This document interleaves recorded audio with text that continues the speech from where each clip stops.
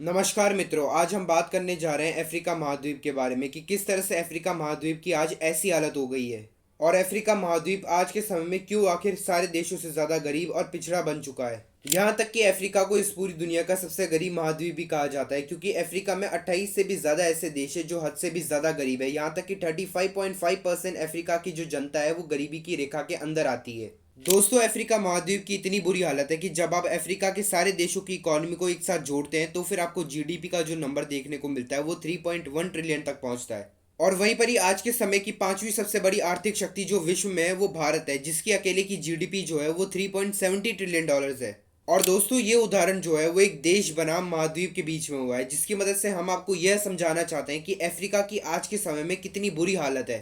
पर आखिर अफ्रीका महाद्वीप के साथ ऐसा हुआ क्या कि आज के समय में अफ्रीका की इतनी बुरी हालत है। आइए दोस्तों, हम सभी लोग साथ में मिलकर जानते हैं। दोस्तों, जॉन के थ्रोनटन जो कि एक इतिहासकार है, उन्होंने यह कहा था कि 17वीं सेंचुरी तक अफ्रीका महाद्वीप की इतनी बुरी हालत नहीं थी। यहाँ तक कि अफ्रीका महाद्वीप जो था वो इस दुनिया के सबसे ज्यादा समृद्ध देशों में से एक था। और इतना नहीं, अफ्रीका महाद्वीप जो था वो इस दुनिया के सबसे ज्यादा आधुनिक देशों में से भी एक था उस समय 17वीं सेंचुरी में। यहाँ तक कि अफ्रीका महाद्वीप से हमें इस पूरे विश्व के सबसे ज्यादा समृद्ध राजाओं में से एक मली साम्राज्य से 14वीं सेंचुरी में मानसा मूसा देखने को मिलते हैं। दोस्तों, ये कहा जाता है कि राजा मानसा मूसा के पास इतनी ज्यादा संपत्ति थी कि उसे गिन पाना बिल्कुल ही नामुमकिन था। पर अगर आज के समय में उसे गिना जाए तो फिर कहा जाता है कि उसकी संपत्ति तकरीबन 70 लाख करोड़ के आसपास आकर बैठती है। और अकेले मानसा मूसा ही अफ्रीका महाद्वीप के सबसे ज्यादा समृद्ध राजाओं में से एक नहीं थे, बल्कि वहां पर कई सारे ऐसे साम्राज्य थे जो कि समृद्ध थे। पर दोस्तों, फिर हमें बदलाव देखने को मिलता है 1480 में, जब पहली बार यूरोपियन पोर्चुगीज जो थे वो अफ्रीका में पहुंचे थे। और फिर 1840 तक बाकी सारी यूरोपियन देशों में से यानी कि फ्रांस, ब्रिटेन, यहाँ तक कि स्पेन जो था वो अफ्रीकन महाद्वीप में पहुंच गए थे सबसे पहली बार, क्योंकि उस समय अफ्रीकन महाद्वीप के ज्यादातर लोग जो थे वो व्यापार और डिप्लोमेसी पर ज्यादातर ध्यान दे रहे थे। और दोस्तों, व्यापारी वो रास्ता था जिसकी मदद से सारे के सारे यूरोपियन देश जो थे वो सबसे पहली बार अफ्रीका महाद्वीप में आए थे। और अफ्रीका महाद्वीप में यूरोपियंस का आने का ये मतलब था कि अफ्रीका महाद्वीप के कुछ ऐसे देशों का समय आ चुका था जिन्हें सबसे पहली बार यूरोपियंस के द्वारा कॉलोनाइज किया गया था।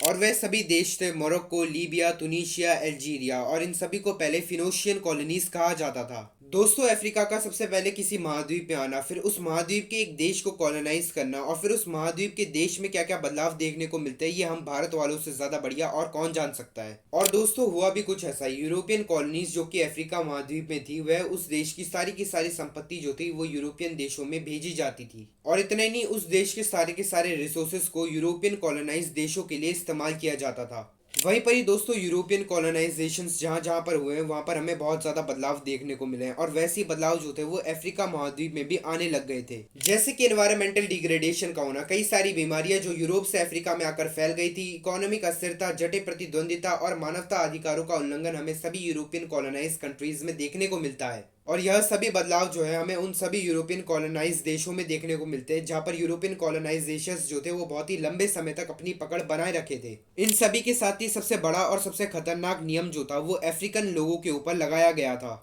और वो था कि अफ्रीका महाद्वीप के सारे कॉलोनाइज देशों के काले लोगों को बेच दिया जाता था और उन सभी को फिर नौकरों की तरह इस्तेमाल किया जाता था। यहाँ तक कि यूरोपियन कॉलोनाइजर्स ने जैसे ही अफ्रीका महाद्वीप को कॉलोनाइज किया था तो फिर वो उधर के लोगों को अछूत ही नहीं बल्कि शिक्षित होने तक का अधिकार नहीं दिया करते थे। और ये सभी के सभी नियम जो थे अफ्रीका महाद्वीप के लोगों पर लगाए गए थे, ये कुछ सालों तक नहीं बल्कि कई 100 सालों तक लगाए गए थे। फिर 1880 से 1900 के समय तक ब्रिटिश साम्राज्य ने 50 से भी ज्यादा अफ्रीकन महाद्वीप के देशों पर कब्जा कर लिया था और अफ्रीका महाद्वीप के 30% लोगों पर अकेले ही उस समय राज किया था। और अब जब ब्रिटिश साम्राज्य ने अफ्रीका महाद्वीप के कुछ देशों पर कब्जा कर लिया था तो फिर बाकी की यूरोपियन देश जो थे वो कहाँ पीछे रहने वाले थे। तो ब्रिटेन के साथ ही फ्रांस ने भी अफ्रीकन महाद्वीप के 8 देशों पर कब्जा कर लिया था, स्पेन ने भी 4 देशों पर कब्जा किया था और इटली ने भी 4 देशों पर कब्जा कर चुके थे। और 1914 तक यूरोपियन कॉलोनाइजर्स ने अफ्रीकन महाद्वीप के लगभग सभी के सभी हिस्सों पर अपना नियंत्रण कर लिया था। पर 20वीं शताब्दी के अंत होते होते ही ज्यादातर यूरोपियन कॉलोनाइज देश जो थे वो अपनी स्वतंत्रता पा चुके थे।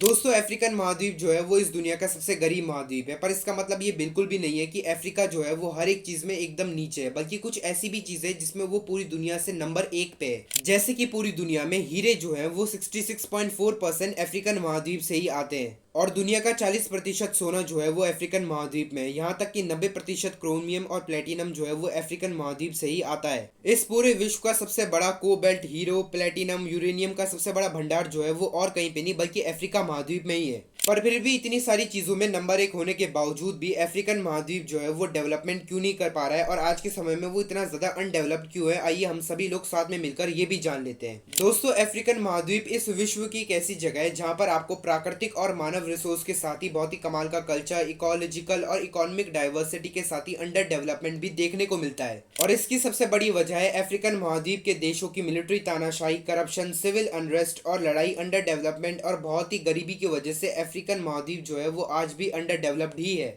और इतना ही नहीं, स्वतंत्रता पाने के बाद भी आज भी अफ्रीकन महाद्वीप के 14 से भी ज्यादा ऐसे देश है जो फ्रांस के द्वारा नियंत्रित किए जाते हैं। यहाँ तक कि ये सारे देश जो हैं वो फ्रांस को पैसे देते हैं। पर अब आप अपने विचार जो हैं वो अफ्रीकन महाद्वीप के देशों के बारे में यह लिखकर हमें कमेंट सेक्शन में बताएं कि आप अफ्रीकन महाद्वीप के देशों को कैसा देखना चाहते हैं।